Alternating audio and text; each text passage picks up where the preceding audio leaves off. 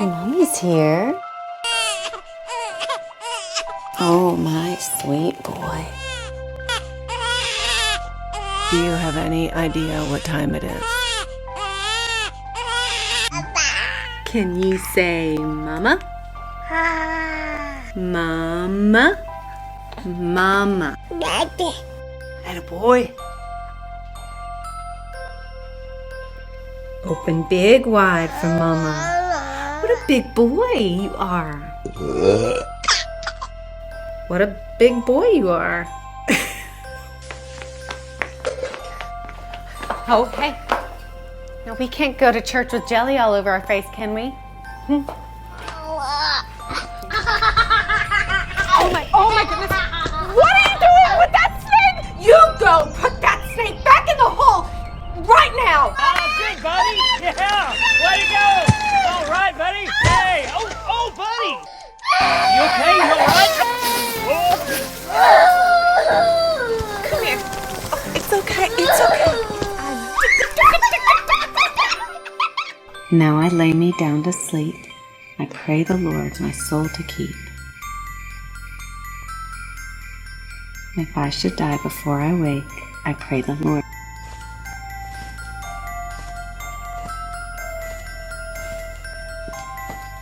Hey, Mom. Mommy needs just a minute. Please. Hey, Mom. I think you look pretty no matter what. Even when your hair looks really weird.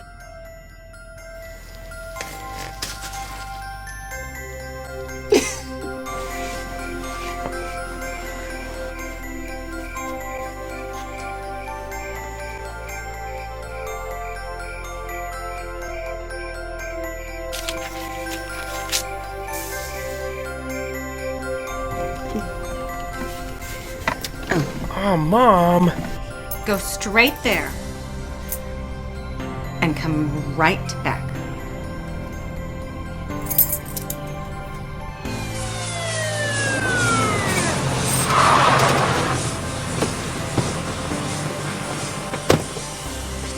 Over here, honey. Oh, Mama's here. It's okay. Oh, you're okay. Oh, thank you, Lord. Thank you. Thank you.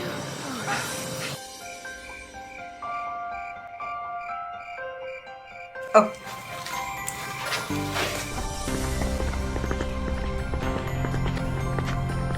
Oh. Mom, stop it. Mom, Dad,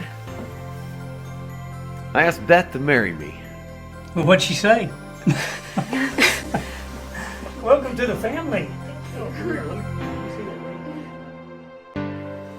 I'm so happy for you. Hey, Mom. Where's that grandbaby? Oh, I see you. Oh, yeah, nice to see you too. Oh, it's okay. Oh, it's okay.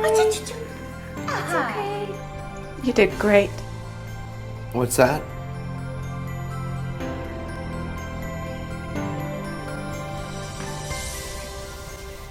The children.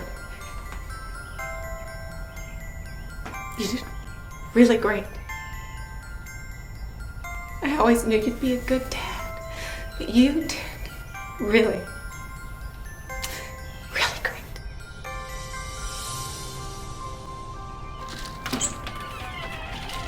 Hey, Mom, what are you doing? Of course you are. Come sit with me.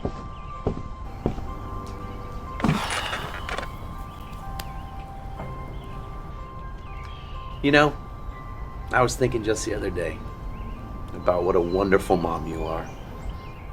I mean, God really blessed me with a great lady. You're my mom. You've always been there for me. Even when I didn't want you to be. And nobody ever believed in me like you do. Thank you. I love you, Mom. And I love you, son.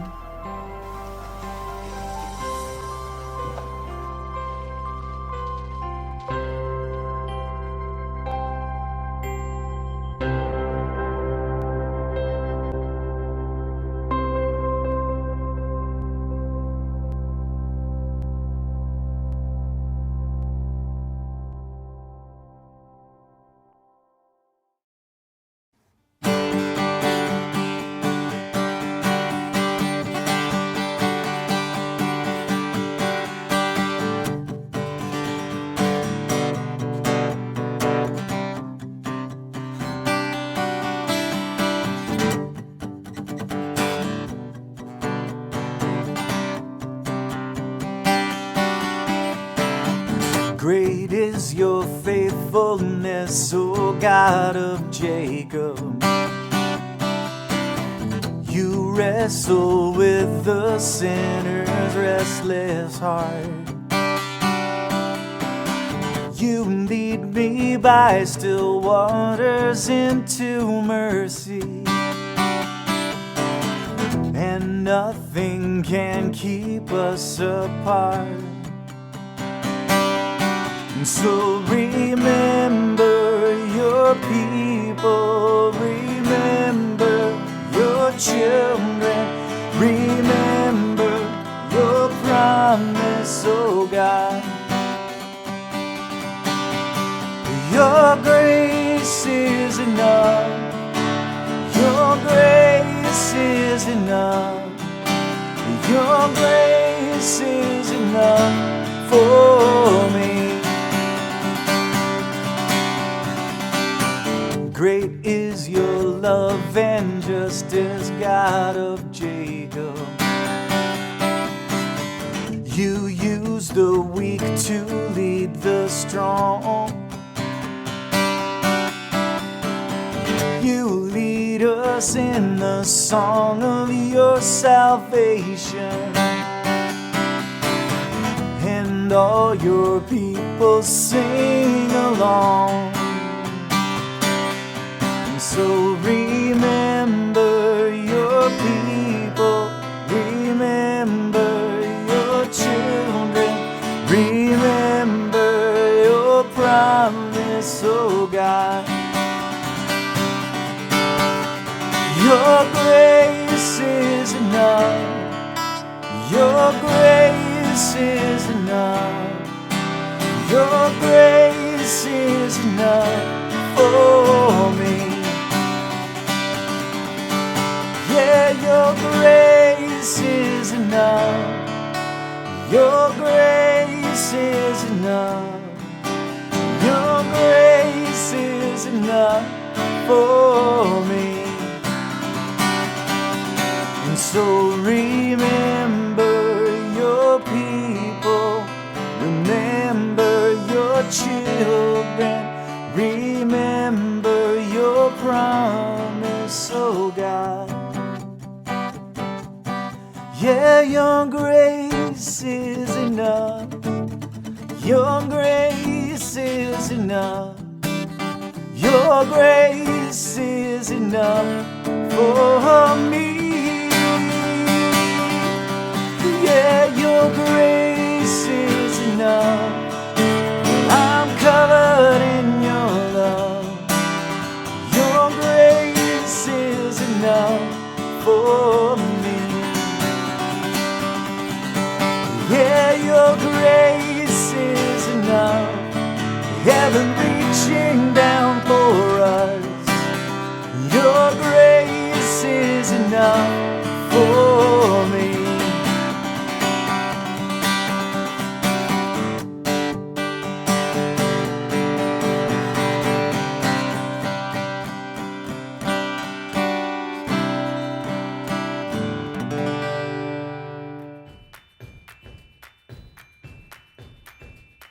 Hi, and welcome to the Blonde Collective. Today we're reporting from our fort house in the living room.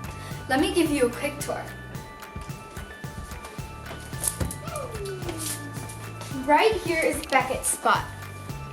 And then right here is the Ruth's spot. Hello. And in here is my spot. Happy Mother's Day to all the mothers out there. Subscribe on YouTube, follow on Facebook and Instagram. You can also go to our website to give. We have a new Connect card you can fill out on our website. Thanks for being with us. Have a great Sunday. Good morning, TBC family. So happy to see you this morning digitally in this way. I just wanted to say really quickly a shout out to all the mothers. Today is Mother's Day. What a great time to celebrate our moms. I especially want to let you know that my thoughts and prayers are with you if maybe this year you might have lost your mom.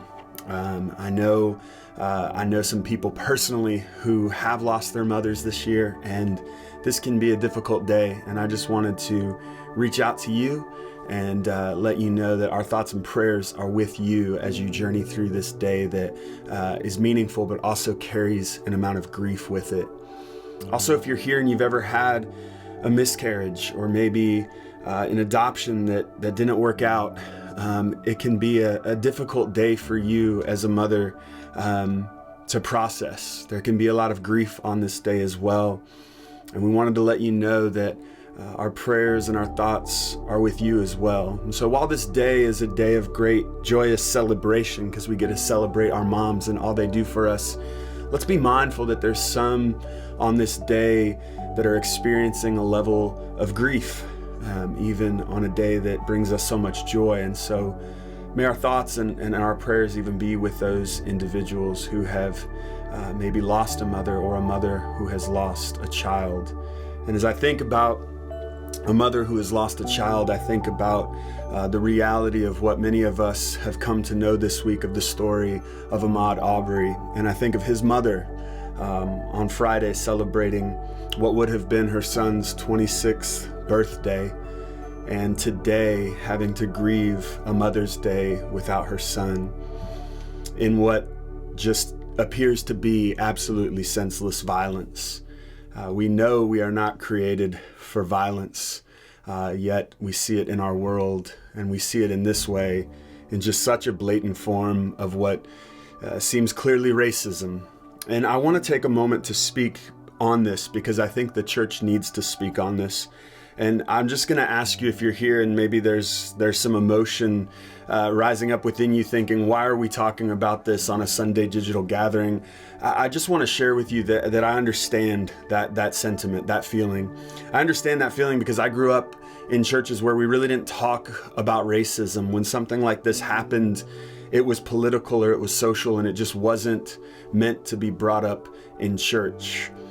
And as I've grown as a pastor, I really feel like these are important conversations, and ultimately conversations that if we ever want to experience hope and healing, we as the church have an obligation to pause and consider and reflect and grieve together and champion a different narrative of peace and justice amidst the pain that our world is experiencing of racism and our roots in racism. And I don't really feel very qualified to speak on the subject as a white man. I feel like there's some people who have spoken much more eloquently than me, and quite honestly from experience. And so I've reached out to a couple people in our Belong Collective community and asked them to share what they think about some of the options that I wanted to share with you. And so first I want to share these words from Martin Luther King Jr. As he was sitting in a jail cell, he shared these words about the church from his letter from a Birmingham jail. Here are some passages. I felt we would be supported by the white church. I felt that the white ministers, priests, and rabbis of the South would be among our strongest allies. Instead, some have been outright opponents, refusing to understand the freedom movement and representing its leaders. All too many others have been more cautious than courageous and have remained silent behind the anesthetizing security of stained glass windows. Another passage from Letter from a Birmingham Jail reads, "In the midst of blatant injustices inflicted upon the Negro, I have watched white churchmen stand on the sidelines and mouth pious irrelevancies and sanctimonious trivialities. In the midst of a mighty struggle to rid our nation of racial and economic injustice, I have heard many ministers say, those are social issues with which the gospel has no real concern. And I have watched many churches commit themselves to a completely otherworldly religion, which makes a strange, unbiblical distinction between body and soul, between sacred and secular." You know, I'm a believer that we need to look to the past And we need to consider the mistakes made in the past in order to move forward in the present. And when we look to the past, it becomes clear that during the civil rights movement in this country, as many of us are so proud that we went through that so many rights were handed to people of color through that they once didn't have, the white church was largely silent in the midst of that. White pastors like myself were largely silent in the midst of that. They chose caution over courage. I can't do that today as a pastor amidst the racism that exists in our world. I feel an obligation to bring this to your attention, that this is happening in our world. And I feel an obligation to ensure that you hear an African American perspective on this. Because there are people in our community who are people of color that are grieving. There are people in our community who are mothers that are people of color, that have sons that are people of color, that are around the age of Ahmaud Arbery, that are concerned and fearful for their children. We have an obligation to be with them in solidarity in this time of pain and grief, as it should be a time of pain and grief for us as well.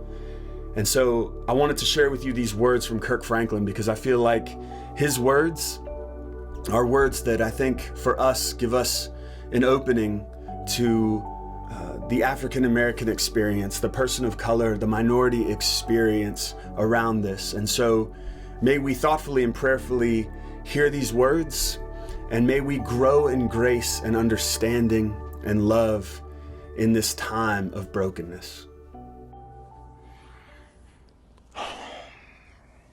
Man, I know I look crazy today, but I want to appeal to you to consider adding something to your already overflowing plate. In no way am I striving to be insensitive to the millions of Americans who are facing astronomical unemployment numbers that haven't been seen since the Great Depression, or the 1.2 million Americans affected with COVID-19. Or by the time this video was done, the number of deaths that are swiftly approaching 100,000 due to this pandemic. I am asking you to not forget another pandemic that has plagued these yet-to-be United States for hundreds of years. Yet again, the pandemic of race. There are legitimate concerns about the dishonoring of the dead and the trauma that these images continue to bear on an already traumatized community. Yeah, I get it. Yet to those who continue to minimize the reality of our country's original and ongoing sin, I encourage you to watch the video of the murdering of 25-year-old Ahmaud Arbery by two overvigilant oppressors while he was jogging. Again, jogging. I need you to see the video, digest it, embrace the trauma, just as Mamie Till wanted her son Emmett Till's casket to be open so the entire world could see the evil and hatred that still resides in the hearts of many Americans. I subscribe to the same ideology. The sickness can never be addressed until it is exposed. So the next time you hear your black and brown friends scream and cry against the evil of social injustice, you will have a reference point that is 150 years after Reconstruction. This isn't repackaged or revamped rhetoric from the 1960s. This is 2020 pain that allows me, as Paul says in Ephesians, to be angry yet without sin, because Prosecutor George Barnhill and DA Jackie Johnson have already done enough. And for anyone that seems to find solace in bringing up the past of this young man to justify his life being taken, I invite you to stop listening to my music, or hearing the sermon of your favorite evangelist, or voting in the next election, because we all have a past that exempts us from perfection, yet frees us to jog. There are good people in the world, every race, every gender, every nationality, and those of us that are strong should bear the infirmities of the weak. So while we fight to find a vaccine that helps us survive a new future we all face, let us continue to fight the virus of evil with the vaccine of love. Happy 26th birthday, Aubrey. Let love and justice prevail.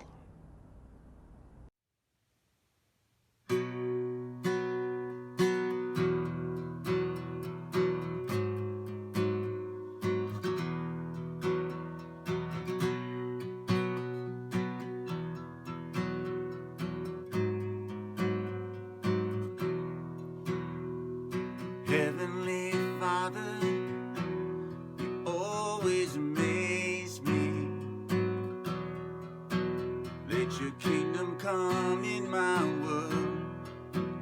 my life. You give me the food I need to live through the day, and forgive me as I forgive people that wronged me. Lead me far from temptation, deliver me from the evil one.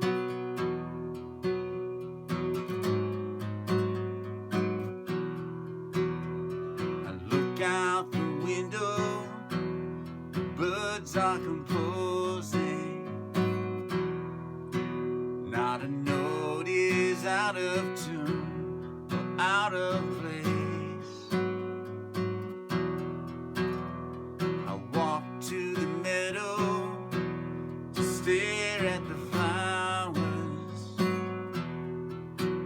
better dressed than any girl on a wedding day.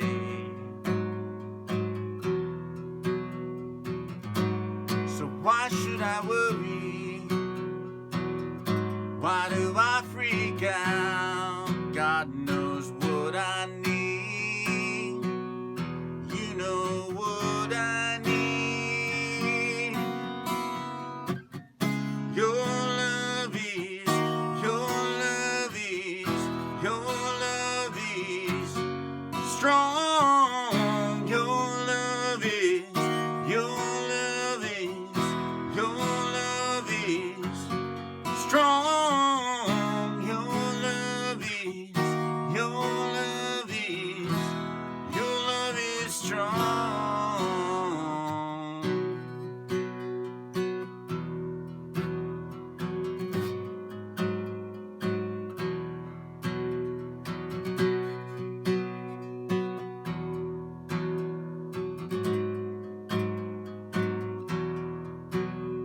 The kingdom of the heavens is now advancing. Invade my heart, invade this broken town. The kingdom of the heavens is buried treasure. Would you sell yourself to buy the one you found?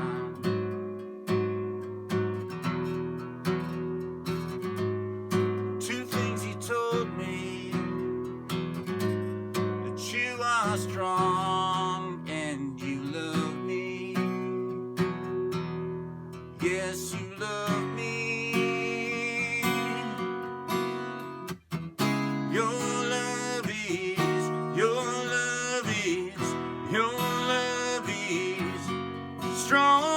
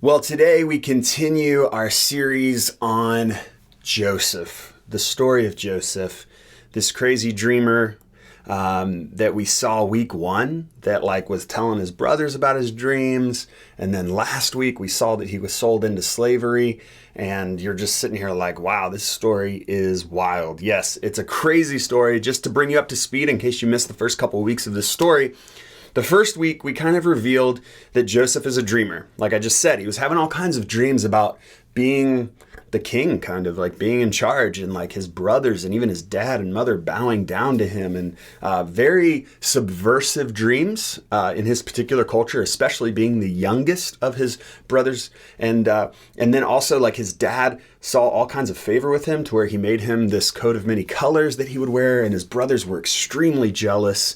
And the text even says multiple times that they hated him.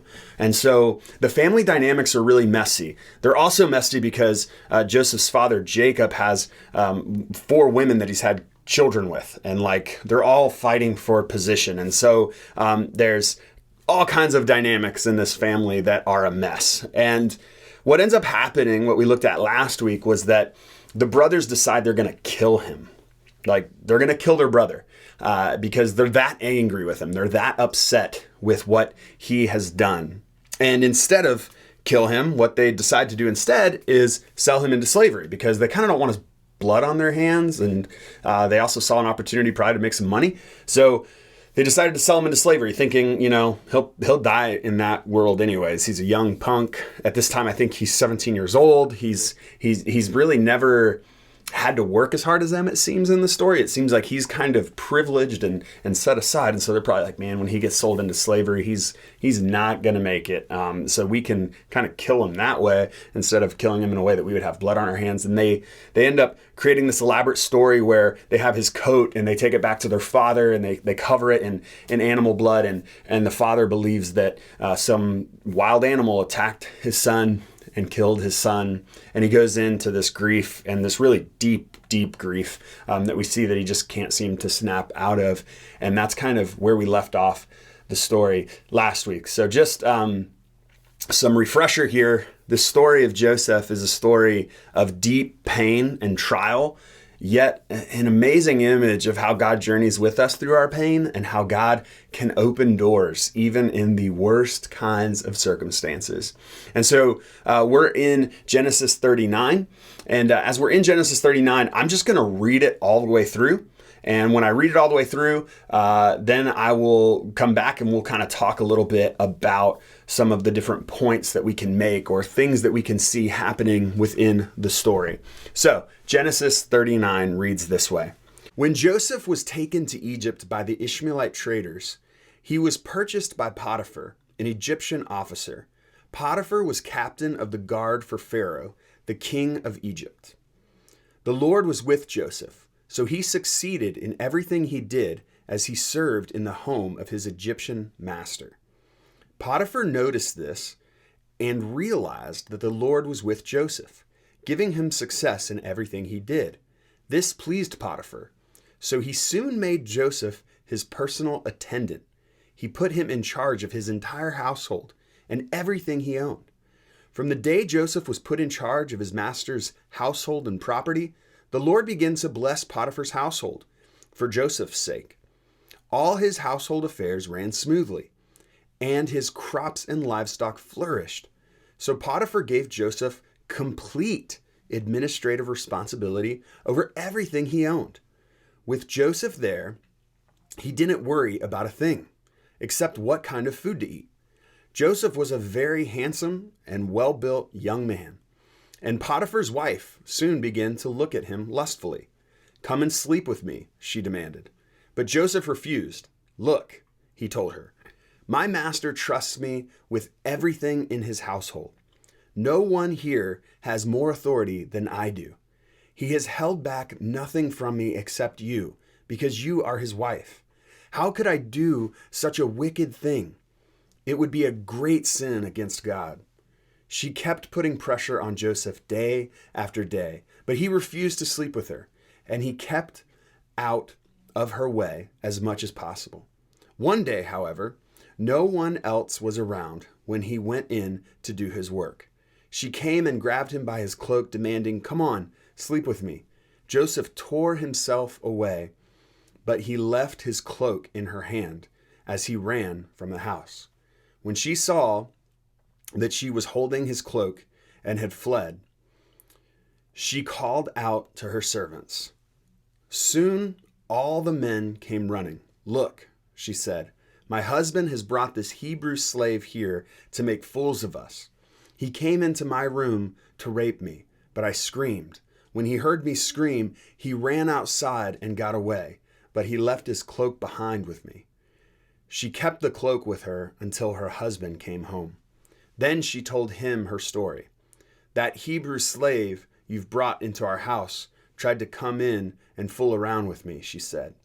"But when I screamed, he ran outside, leaving his cloak with me." Potiphar was furious when he heard his wife's story about how Joseph had treated her. So he took Joseph and threw him into the prison where the king's prisoners were held, and there he remained. But the Lord was with Joseph in the prison and showed him his faithful love. And the Lord made Joseph a favorite with the prison warden. Before long, the warden put Joseph in charge of all the other prisoners and over everything that happened in the prison. The warden had no worries because Joseph took care of everything. The Lord was with him and caused everything he did to succeed. So first in this story is that it repeats multiple times throughout the story that the Lord was with Joseph. I mean, some of us need this reminder. Like through this whole series, I might say it and you'll be like, "I heard that last week, Justin," but it's so true. When Joseph finds himself in these just unbearable situations, the Lord is with him. The Lord is with him. What a beautiful reminder for us that when we find ourselves in broken situations, whatever those situations may be, when we find ourselves feeling like all kinds of wrong is being done against us, or when we find ourselves just feeling the weight of the world on our shoulders, that the Lord is with us. I think this story is one of the greatest stories of God being with us on the mountaintops and in the valleys. In the story of Joseph, there's this consistency that the Lord is with him. And what I want to say to you today is that wherever you find yourself, in whatever situation you find yourself, it can feel really lonely to be in the valley and feel like you're alone there. And I think of Joseph being sold into slavery. Like imagine that moment where his brothers transferred him into the hands of these slave traders and took the money, and then they started walking away taking Joseph, and eventually his brothers are out of sight. Everything he's ever known is out of sight.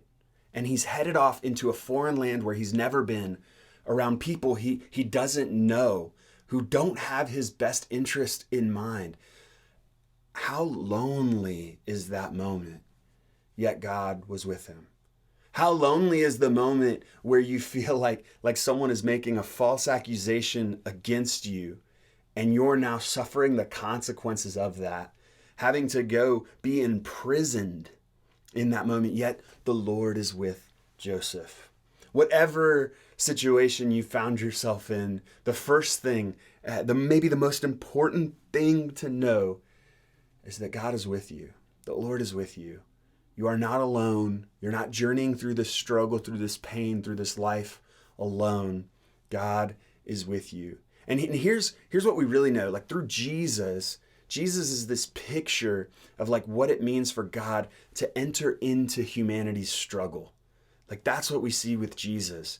And so like that reminds us that God has a heart for humanity, a heart for you, and a desire to even be with you in the suffering, in the mess. Because Jesus, just the story of Jesus, the life of Jesus, reminds us that like God cares about us. God deeply loves us, and God deeply wants to be in relationship with us when we're on the mountains and when we're in the valleys. So wherever you find yourself, don't forget that God is with you in that place. What I also think is happening in this story is that we see God is positioning Joseph for success. And I don't mean that in like the sense of like God's positioning you to get a Lexus. I just mean God's positioning you for the ability to have hope in the midst of your circumstance. God's consistently growing Joseph's position and his power and influence. And I think this is really important. He's a slave, and he's a Hebrew slave in an Egyptian context, and he kind of starts off at the bottom of the rung, but what's his response in that? He does have a response, and it seems like the response he has is to work hard, because he earns the trust of this official.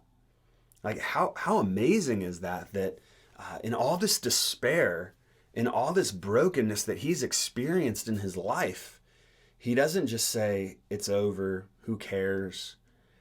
They can kill me, they can beat me. Like, I'm not going above and beyond, or I'm not going extra for this guy. Instead, he chooses to take the position he has, the low position he has, and do it with everything he's got. Give it his all. And as he does, God seems to be increasing his position, increasing his power, and ultimately his influence in this situation. And that grows and grows and grows and grows and grows to the point where he's been given so much trust, so much influence, so much power that he's placed in a situation where he's alone with the master's wife on a consistent basis, which, by the way, would not have been the situation early on. Like, he's grown in trust to be placed into that situation. And here's the deal. In that moment, Joseph could have been like, this guy's wronged me. Of course I can take his wife. I mean, I think the passage is interesting that it's like, Joseph was a pretty good looking dude is pretty much what it says, like, right? Like, he was a handsome man, and she seems to take a liking to him. And he could have justified it. He could have said, this guy bought me. Like, who is he to own me? I'm going to get him back. Like, he has all kinds of reasons he could justify this evil that he might do, or even justify it to not call it evil, to say, hey, this is just part of it. You took me as a slave. Your wife looked at me, likes me. I'm just going to go ahead and say, I can justify this in my mind. But instead, he sees his position, power, and influence as something that he must use integrity with. Like, he must have integrity with his position, power, and influence. And I just want to say this. We all know the statement of hurt people hurt people. And usually what happens is when we're hurt and when we're hurting, we struggle to think kindly, or we struggle to think generously, or we just struggle to have integrity in those moments because we're hurting. And I understand that. I'm human. You're human. We've all been there. We've all been in moments where we've been hurt by somebody. We've maybe even felt like we're just in a valley right now. And then we get an opportunity to hurt back. And like, we take it. We do it. Joseph is handed on a silver platter an opportunity to hurt this person. And he chooses not to. He chooses to operate even in the valley with integrity. And what does it do for him? It gets him sent further into the valley, right? Like, rock bottom is even further now. He's now going to prison for something he didn't do. But the truth of the matter is, like, he knows he has integrity. And ultimately, God is with him in prison, and his influence and position and power continue to expand even in that space. What that part of the story reveals to me, and as we continue to kind of open the next chapter next week, we'll even see, is that as Joseph continues to operate with integrity, it doesn't matter what other people say about him. It doesn't matter what people speak about him, what people think about him, what people think they know about him.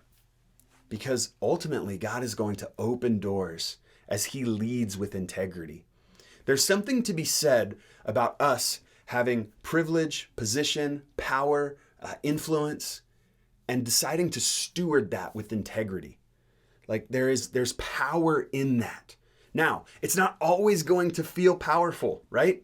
It might come at a cost. Like when we really take a step out, a courageous step out to say, no, I'm not going to do that. Everyone expects me to do that thing that lacks integrity, but I'm not going to do it. It might really be misunderstood or misrepresented.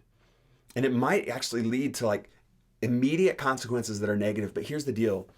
When we lead with integrity, when we use our influence, our power, our privilege, our position, when we use that with integrity, the long game is that God is going to open some big doors for us. Because like we're standing in the place of righteousness. Like, and not to say that we're perfect, not to say that Joseph's perfect. Joseph's made all kinds of mistakes, but it's to say we had a choice. And what we chose in that moment was to say, like, I'm going to act with integrity, even when I could justify all the reasons to act differently.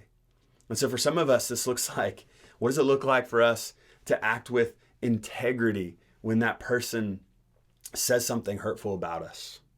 When that person speaks ill of us? It can be as small as when someone cuts us off in traffic. What does it look like for us to take that moment and say, I have a certain amount of power and position and influence right now. How am I going to use that? How am I going to steward that? Am I going to operate with integrity, or am I going to throw it right back at them? See, we live in a world of checks and balances, and just think of it as like an Excel spreadsheet where it's got to equal out. It's got to balance out. I'm not going to take the hit. I'm not going to take the loss. If you take something from me, I'm taking it right back from you to make it whole.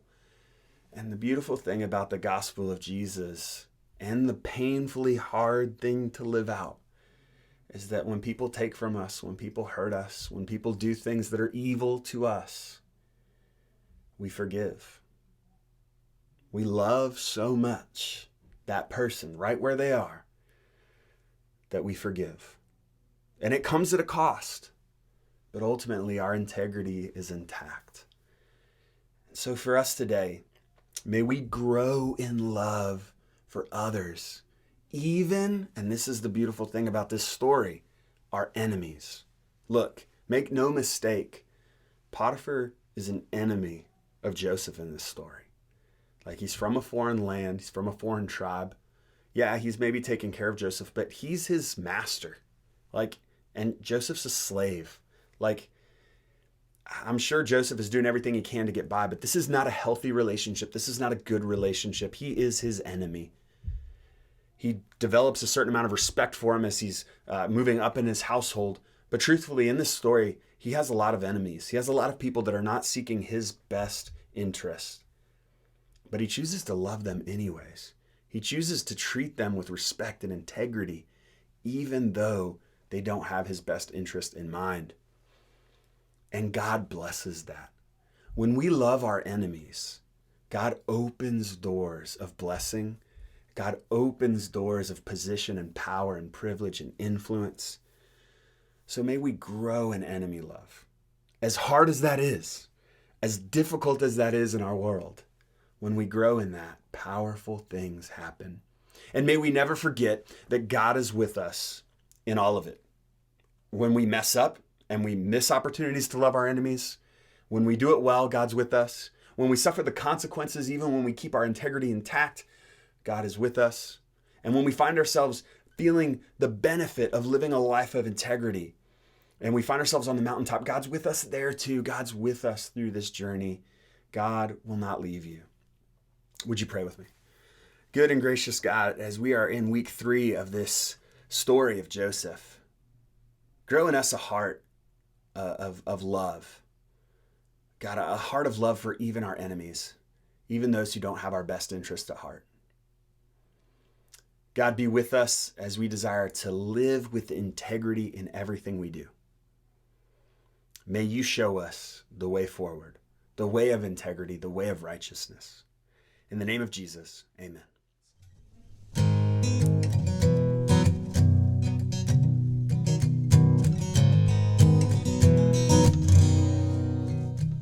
Oh, I believe in the sun. I believe in the risen one. I believe I've overcome by the power of his blood. Amen. Amen. I'm alive because he lives. Amen. Amen. Let my song join the one that never ends, because he lives.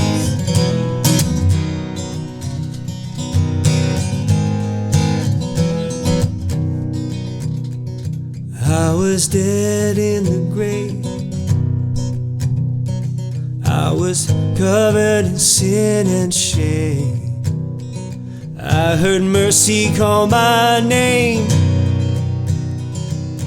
He rolled the stone away. Amen. Amen. I'm alive because he lives. Amen. Amen. Let my song join the one that never ends, because he lives. I can face tomorrow, because he lives. Every fear is gone, because I know he holds my life, my future in his hand. Amen. Amen. I'm alive because he lives. Amen. Amen. Let my song join the one that never ends, because he lives. Because he lives. Because he lives.